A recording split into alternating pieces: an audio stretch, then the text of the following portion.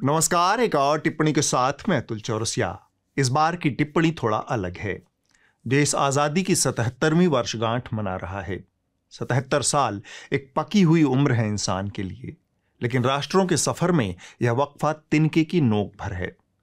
होना तो यह चाहिए था कि 77 साल बाद का भारत ज्यादा परिपक्व, ज्यादा उदार, ज्यादा मजबूत और ज्यादा आत्मविश्वासी होता। इसकी लोकतांत्रिकता पूरी दुनिया के लिए आदर्श बनती, इसकी उदारता पूरी दुनिया के लिए एक प्रेरणा बनती, इसकी भारतीयता पूरी दुनिया को रोशनी दिखाती। लेकिन अफसोस कि इसमें से बहुत कुछ हो नहीं सका। 77 साल के प्रौढ़ भारत में नफरत का सामान्यीकरण हो गया है। यह न्यू नॉर्मल है। हमारे सामाजिक व्यवहारों की स्वीकार्यता का नया मानक है नफरत। बहुत हाल हाल तक जो बातें सार्वजनिक रूप से कहना या साझा करना असभ्यता, अशिष्टता और जहालत समझी जाती थी, अपराध मानी जाती थी, वो अब सामान्य रूप से कही और सुनी जा सकती हैं। यह भरोसा नफरत के सामान्य हो चुके माहौल का तोहफा है। नफरत अनगिनत रूपों में हमारे सामने आ रही है। यह समाज के एक तबके के भीतर गहराई तक बैठे दुराग्रहों के रूप में सामने आ रही है। यह न्यायोत्तर मुठभेड़ों, पुलिसिया एनकाउंटर के रूप में सामने आ रही है।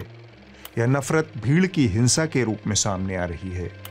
यह नफरत गौरक्षा के नाम पर खुला घूम रहे हिंसक विजिलेंटे समूहों के रूप में भी सामने आ रही है। यह नफरत न्यायोत्तर न्याय व्यवस्था यानी बुलडोजर न्याय के रूप में भी सामने आ रही है। यह चलती रेलगाड़ी में एक सुरक्षा बल के जवान के वहशियाना पागलपन के रूप में भी सामने आ रही है।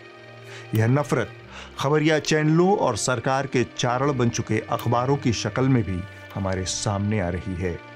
यह सामान डिलीवरी करने वाले निर्दोष मुस्लिम युवक के बहिष्कार के रूप में सामने आ रही है। यह नफरत रोजी रोटी के लिए दिन रात एड़ी घिस रहे ओला उबर चलाने वाले मुस्लिम ड्राइवर के खिलाफ अभियान के रूप में सामने आ रही है। यह नफरत सामूहिक रूप से मुस्लिम दुकानदारों, रेहड़ी वालों के बहिष्कार के रूप में सामने आ रही है। और यह नफरत RWA के उस सार्वजनिक ऐलान के रूप में भी सामने आ रही है जिसमें मुसलमानों को किराए पर घर नहीं देना है। यह नफरत दिल्ली से लेकर नूह तक हुई सांप्रदायिक हिंसा के रूप में भी हमारे सामने आ रही है, जहां एक झटके में 150 लोगों की जान चली जाती है। नफरत और घृणा मर्यादा पुरुषोत्तम राम के जन्मदिन यानी रामनवमी पर भी उनका नाम लेकर फैलाई जा रही है। नफरत का सामान्यीकरण हो चुका है। इस सामान्य हो चुके नफरत के माहौल में जब हम भारत की आज़ादी की 77वीं सालगिरह मना रहे हैं, तब बहुत कुछ ऐसा है जिसमें आमूल चूल बदलाव की ज़रूरत है। उम्मीद की रोशनी बहुत छोटे छोटे कोनों से पैदा हो रही है। भारत के दो बड़े समुदाय हिंदू और मुसलमानों के बीच पैदा हुई दूरी को पाटने की एक पहल है मेरे घर आके तो देखो। कुछ सामाजिक कार्यकर्ताओं की इस सराहनीय पहल को परवाज देने का सही मौका स्वतंत्रता दिवस ही हो सकता था। नफरतों को हराने का, पूर्वाग्रहों को मिटाने का अभियान है मेरे घर आके तो देखो। मैं बहुत दिनों से आपसे मिलना चाह रही थी। ये थोड़ा सा आपके लिए लेके आई हूँ। ये मेरी बेटी के साथ में तृप्ति, यहाँ पे इंतजार हो रहा था। 2017 में एक मौका मिला मेरे को, तो थोड़ा टॉपिक अच्छा लगा। सोचा कि ऐसे हमने कभी किसी को विजिट किया नहीं, किसी भी ऐसी फैमिली में जो हमारे समूह से अलग हैं। तो मेरे को लगा एक बार जाकर तो देखना चाहिए कि क्या डिफरेंस है हमारे और उनमें। मैं एक ऐसी फैमिली से मिली जो मतलब जिसको बोल सकते हैं कि वो नॉर्मल लेवल के थे। तो हम लोग तो अपने आप को पता नहीं क्या समझते हैं बट हाँ, बहुत ठहरी हुई फैमिली थी जिसमें उनकी एक वाइफ थी, 2 बेटियां थी और वो भी अच्छा स्टैंडर्ड अपना नॉर्मल अपनी लाइफ जी रहे थे। और लगा कि हाँ, कुछ तो है हमारी सोच में गलत। आज का भारत देख करके जरा अचरज होता है। इस विविधता से हम क्यों मुकर रहे हैं, क्यों इसको एक कोने में धकेल रहे हैं? यही तो हमारी देश की खासियत थी, नहीं? तो इस इंडिपेंडेंस डे पे आप अपने घर किसी ऐसे व्यक्ति को बुलाइए जो आपसे बिल्कुल विपरीत हो।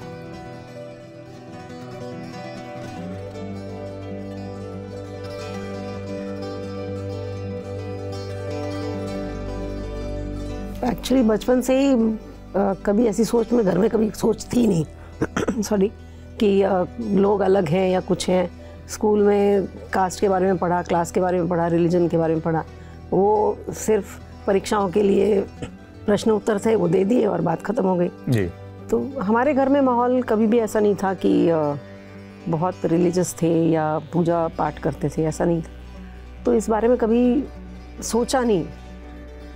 दोस्त थे, मुस्लिम्स थे, मैं उनके घर जाती थी, उनके यहाँ खाना भी खा के आई हूँ। शायद कभी उन्हें बुलाया था, वो नहीं आए तो कभी ये भी नहीं सोचा कि क्यों नहीं आए। धीरे धीरे कुछ सालों के बाद जब सोशल मीडिया बढ़ गया जी जी, तो ये बातें सुनने में ज़्यादा आने लग गई कि ऐसा कुछ है।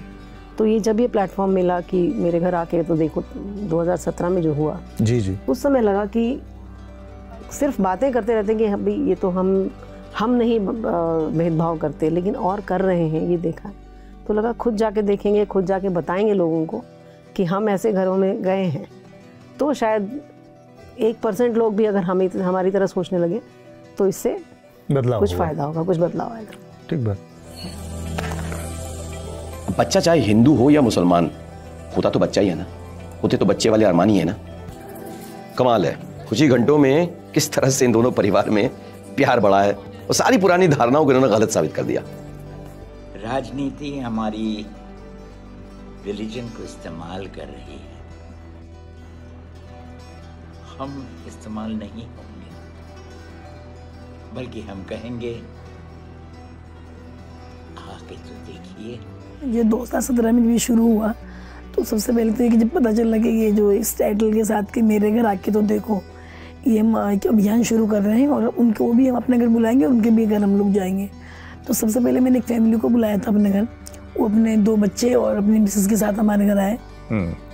तो हमने पहले तो उन्हें नाश्ता करवाया, तो मतलब नमकीन ऐसे ही नाश्ता करवाया। तो उसके बाद जब खाना खिलाया तो हमने कहा कि आप क्या खाते हैं, हमने तो वेजिटेरियन बनाया सिर्फ। तो उन्होंने कहा कि नहीं हम नॉन वेज भी खाते हैं ऐसा नहीं है, तो अब जो भी खिलाएंगे वो खा लेंगे। तो लेकिन देखिए जब मिलकर आपस में बातचीत करी तो बेहद अच्छा लगा। और सिर्फ शायद मैं कहती कि लिबास, उन्होंने साड़ी पहनी हुई थी, हमने सूट पहना हुआ था, इतना सही फ़र्क लगा। बाकी बिल्कुल ऐसा नहीं लगा कि वो एक गैर मुस्लिम फैमिली है या वो हमसे अलग है या हमसे अलग है। So please be part of this wonderful campaign. Visit my home, be my guest. Invite people from a class or a caste or a religion or a sexual orientation or what have you that may seem to be different, and tell us what that experience was like. घरों से घरों को जोड़ने और दिलों को दिलों के करीब लाने की इस सोच के पीछे वरिष्ठ सामाजिक कार्यकर्ता और अनहद की संस्थापक शबनम हाशमी की भूमिका अहम है।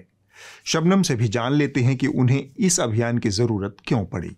मशहूर जर्मन कवि हैं हेनरिक हाइन, उनका एक बहुत लोकप्रिय लाइन है कि जो लोग किताबें जलाते हैं वो बाद में इंसानों को जलाने से भी नहीं हिचकते। मैं एक घटना का जिक्र कर रहा हूँ क्योंकि क्यों मैंने हेनरिक हाइन की इस लाइन को आपके सामने रखा है।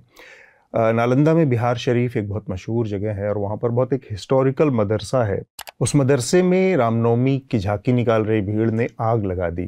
दंगे फसाद के बाद पूरा मदरसा जल गया और उसके बाद उसके अवशेष बचे। और वो ऐतिहासिक 100 साल से ज़्यादा पुराना मदरसा था। उसमें बहुत सारी किताबें थी जो कि बहुत दुर्लभ किस्म की मैन्युस्क्रिप्ट थी, पांडुलिपियाँ थी, ओरिजिनल जिसकी बहुत ज़्यादा कॉपीज अवेलेबल नहीं है। ऐसी बहुत सारी किताबें थी, ऐसी 5000 से ज़्यादा किताबें जलाकर ख़त्म कर दी गई, अब वो कहीं नहीं है। तो ये जो बात है कि कैसे किताबों को जलाने वाली भीड़ बाद में इंसानों को भी नहीं बख्शती, वो हम अपने आसपास कई रूपों में देख रहे हैं। हमारे साथ सामाजिक कार्यकर्ता हैं, अनहद की संस्थापक हैं शबनम हाशमी। शबनम, बहुत बहुत स्वागत है आपका। जी शुक्रिया। क्यों हमारे साथ शबनम आज हैं ये भी मैं आप लोगों के सामने रख देता हूँ। इसका एक हिस्सा आपने शुरू में देख लिया है, फिर भी मैं दोबारा से बता रहा हूँ। मेरे घर आके देखो, यह एक अभियान है कि कैसे एक देश में जहाँ पर हज़ारों साल से 2 समुदाय लगातार आपस में साथ साथ रहते आए हैं, और सिर्फ साथ साथ रहना एक चीज़ है, दोनों की बहुत सारी लड़ाइयाँ साझा हैं। मसलन इस देश की जो सबसे बड़ी लड़ाई थी, आज़ादी की लड़ाई, वो पूरी की पूरी लड़ाई दोनों समुदायों ने साथ मिलकर लड़ी है, और दोनों का जो सामाजिक बसावटें हैं वो आपस में इतनी घुली मिली और आपस में इतनी एकाकार हैं कि उनको बहुत अलग कर पाना किसी दिमागी खलल की ही सोच हो सकती है कि इसको किसी तरह से अलग किया जा सकता है, आइसोलेट किया जा सकता है, या दोनों हिस्सों को पूरी तरह से दो हिस्सों में बांटा जा सकता है। इसके बावजूद इस तरह के काम चल रहे हैं, इस तरह के बहुत सारे प्रोजेक्ट चल रहे हैं हिंदुत्व के रूप में। ये जो प्रोजेक्ट हैं उन्होंने बहुत एक लंबे समय में बहुत सारे धारणाएं बनाई हैं, स्टीरियोटाइप्स बनाए हैं, बहुत सारे आग्रह दुराग्रह पैदा किए हैं लोगों के मन में, जिनका जिक्र मैंने थोड़ी देर पहले किया कि किस किस रूप में नफरत हमारे सामने आ रही है।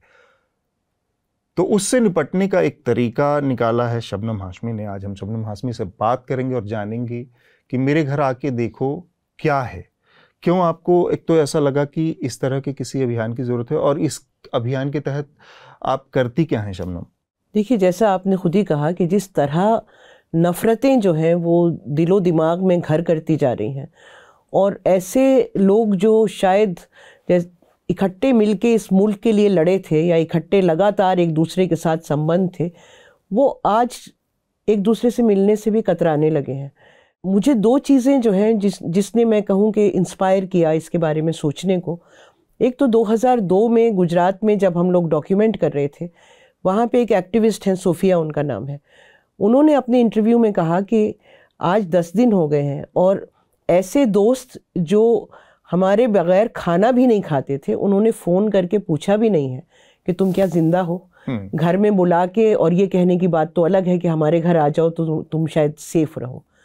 दूसरा, कुछ साल पहले एक गूगल का ऐड आया था रीयूनियन नाम से, जी जी, जहाँ पे एक बुज़ुर्ग हैं और वो अपनी पोती को बताते हैं कि मेरे बचपन का दोस्त यूसुफ, उसकी बहुत याद आती है।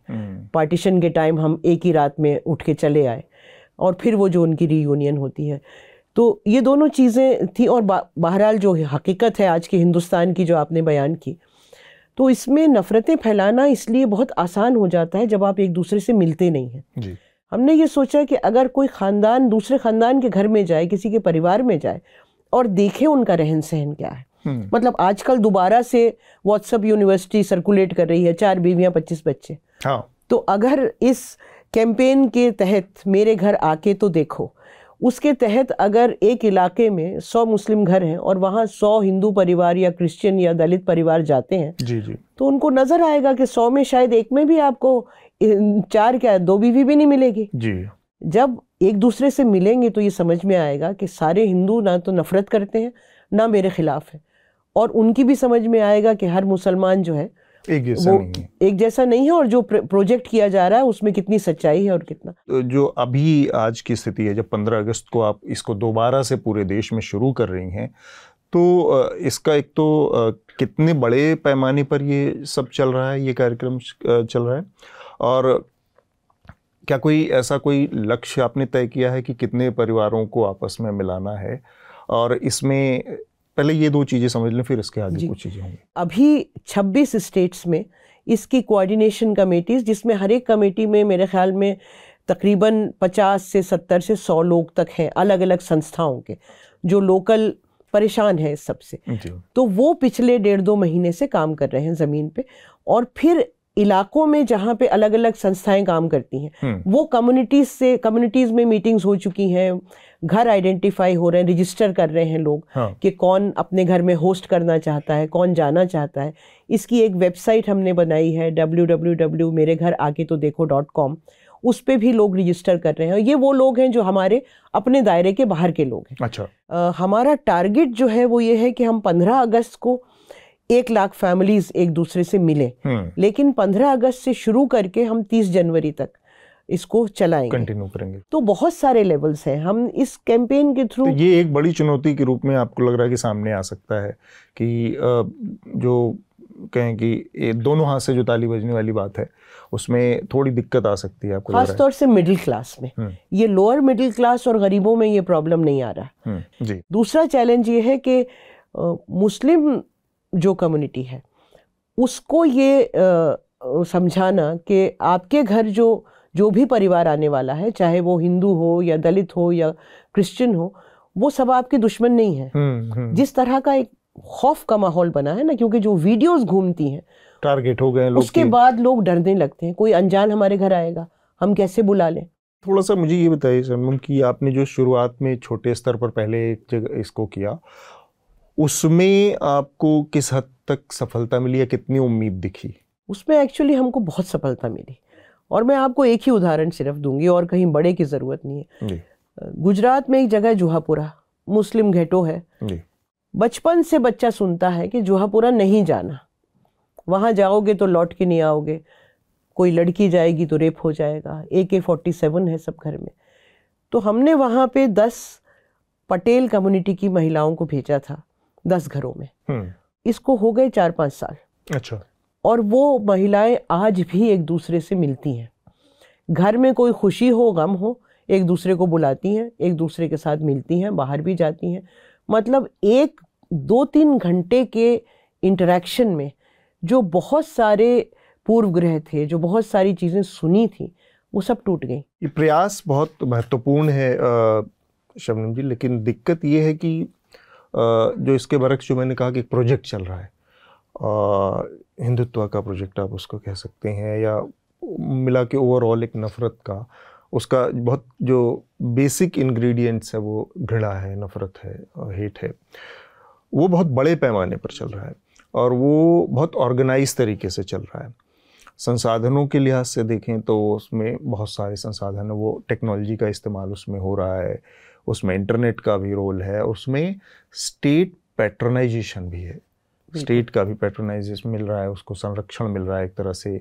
जो साफ साफ दिखने वाली चीज़ें हैं कि ये अपराध की श्रेणी में आता है या ये अपराध किया जा रहा है, इसके बावजूद वहाँ पर स्टेट कई जगह पे आंख मूंद लेता है कुछ चीज़ों से, कुछ चीज़ों पर एक्स्ट्रा एक्टिव हो जाता है।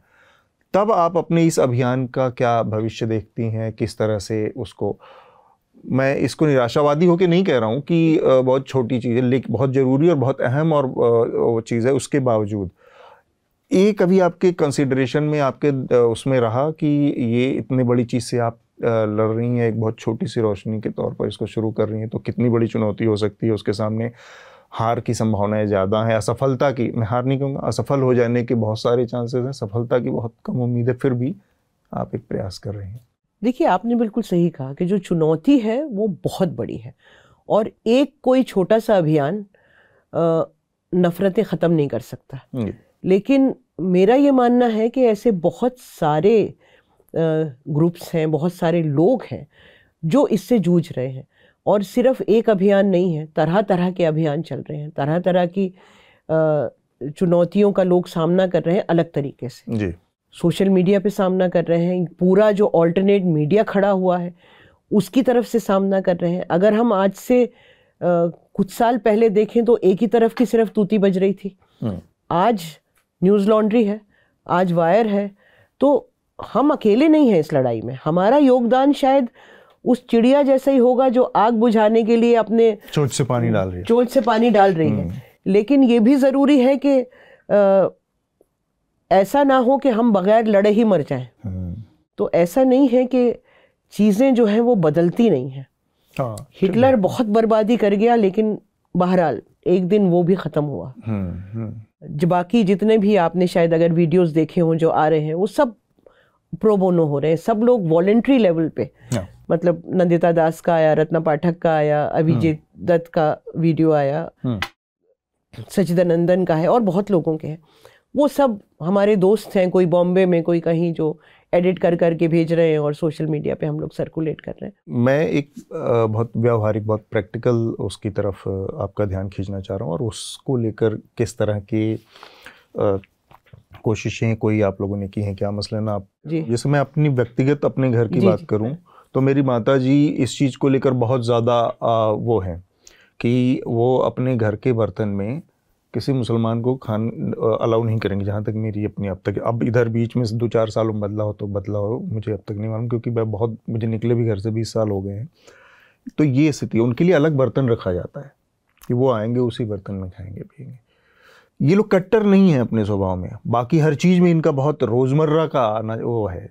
इसके बावजूद उनकी ट्रेनिंग कहिए, उनकी धार्मिकता कहिए, उनके दिमाग में उस धार्मिकता से पैदा हुई जो संकीर्णताएं हैं वो कह लीजिए, वो उनको रोकता है।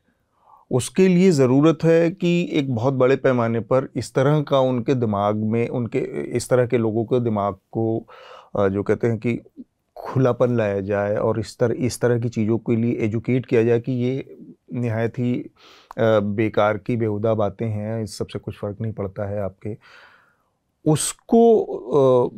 उसकी तरफ मेरा इशारा था कि लोग बहुत अंदर से बड़ी इच्छा होगी बहुत सारे लोगों की जाने की, लेकिन ये जो नुआंस है, एक रिलीजियस नुआंस है, ये शायद बहुत सारे लोगों को रोक रही हो अंदर से कि नहीं, हम ये कैसे कर दें, हमारे बर्तन में कोई मुसलमान कैसे खा सकता है, या किसी मुसलमान को हम अपने घर बुलाएं और अपने बर्तन में कैसे खिला दें। ये एक बड़ी मुझे लगता है कि इस कैंपेन के दायरे में शायद एक रास्ते में एक व्यावहारिक अड़चन बन के सामने आ सकती है जब ये बड़ा हो जाए तब। देखिए अभी तक नहीं, ये अटकल है। हाँ, अभी तक नहीं आई है, मैं आपको कहूँ अभी तक नहीं आई है। ये ज़रूर है कि हम ये कह रहे हैं क्योंकि हम ख़ानदानों को पहले से बता रहे हैं कि किसके घर में कौन जाएगा। जो मुस्लिम घरों में जो लोग गए हैं उनको हमने पहले कहा है कि आप फ़ोन करके पूछिए कि आपके घर मेहमान जो आ रहा है वो वेजिटेरियन है या नॉन वेजिटेरियन है, शाकाहारी है या मांसाहारी है। और अगर आप खाने पे बुला रहे हैं, अगर चाय पे बुला रहे हैं तो वो सवाल उठता नहीं है। अगर खाने पे बुला रहे हैं तो ये बात आप पहले ज़रूर पूछिए। और अगर आने वाला जो है वो शाकाहारी है तो आपको शाकाहारी खाना ही खिलाना है। ठीक बात। तो कुछ ना कुछ बदलाव आएगा, सब कुछ तो जाहिर है कि एक अभियान नहीं बदल सकता। ये मेरा अगला वो आपसे जो सवाल यही था कि जो सेंसिटाइजेशन का मसला है कि लोगों को उस हद तक सेंसिटाइज भी किया जाए, जैसे दलितों को लेकर एक किस्म की होगी, ब्राह्मणों की अपनी हो, क्योंकि हमारे यहाँ इतनी सारी फॉल्ट लाइंस हैं, उन सब के बीच में नेगोशिएट करते हुए आगे बढ़ना है आपको। तो ये जो सेंसिटाइजेशन का मुद्दा है, इसको कैसे कुछ तरीका सोचा है आप लोगों ने, या कुछ इस लेवल पर प्रयास होता है कि इस तरह इसको भी साथ में करते चलना है अगर इस अभियान को सफल बनाना है? दिल्ली में ख़ास तौर से हम अभी जो परिवार जो रजिस्टर हुए हैं उसमें एक सेक्शन दलित परिवारों का भी है और वो पूरे जगह पे है। ऑल इंडिया दलित महिला अधिकार मंच जो है वो इसका एक हिस्सा है और भी दलित संस्थाएं कई, NCDHR इसका हिस्सा है। तो उनकी मदद से हम दलित परिवारों को आइडेंटिफाई कर रहे हैं जो होस्ट करने को तैयार हैं और वहाँ हम दूसरी कम्युनिटीज़ को भेज रहे हैं। तो सेंसिटाइजेशन तो ऐसे ही होगा जब लोग जाएंगे और मिलेंगे और बैठेंगे और फिर वापस अपने घरों पे बुलाएंगे। जैसा मैंने कहा कि हम सब तक नहीं पहुंच सकते, लेकिन कुछ ना कुछ बाकी हम इसमें, एक तो ये फॉल्ट लाइंस हैं कि दलित हैं, आदिवासी हैं, मुस्लिम हैं, क्रिश्चियंस हैं। दूसरा, इस कैंपेन के थ्रू हम सब लोगों से ये भी अपील कर रहे हैं कि आपके आसपास जो भी मार्जिनलाइज फैमिलीज हैं, ख़ासतौर से जो समृद्ध लोग हैं, मिडिल क्लास के लोग हैं, क्योंकि मुझे ये लगता है कि मिडिल क्लास में इनसेंसिटिविटीज़ ज़्यादा हैं और बढ़ी हैं, बहुत ज़्यादा बढ़ी हैं। बिल्कुल, हाँ। ये जो मोबाइल हाथ में आ गया इसके बाद तो वो सारी दुनिया से ही कट हो गए। और RWA की जो ग्रुप्स हैं वो इस बात की गवाही देते रहते हैं। बिल्कुल बिल्कुल। और जैसे रवीश ने कहा कि वो व्हाट्सएप आंटियाँ और व्हाट्सएप अंकल जो जिस तरह से नफरतें फैलाते हैं, हाँ।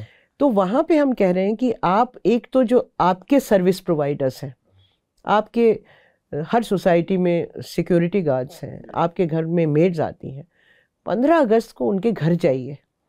आप घर जाएंगे तो आपको पता चलेगा कि उस व्यक्ति के क्या प्रॉब्लम्स हैं, क्या इश्यूज हैं। ठीक बात है। शबनम ने बात किया कि लोगों के विजडम पर बहुत भरोसा है उनको। मैं इसको ऐसे कहूँ कि नफ़रत जो है वो बहुत इंसानी मानवीय गुण है, स्वभाव है, लेकिन नफ़रत स्थायी भाव नहीं है, इंसान का स्थायी गुण नहीं है। जो अस्थायी गुण है, जहाँ पर स्थिरांक आएगा, जहाँ पर शांति आएगी, वो प्यार, मोहब्बत, भाईचारा और कोएग्जिस्टेंस, जो सहजीवन एक साथ साथ निभाने की जो चीज़ है, वही स्थायी है सारे उठापटक के बाद। तो ये बात एक मनुष्य होने के नाते जितनी जल्दी हम सब समझ पाएँ उतना बेहतर है इस देश के लिए भी और हम सब के लिए भी, इस अभियान के लिए। मेरे घर आके देखो शबनम, बहुत बहुत शुक्रिया आपका।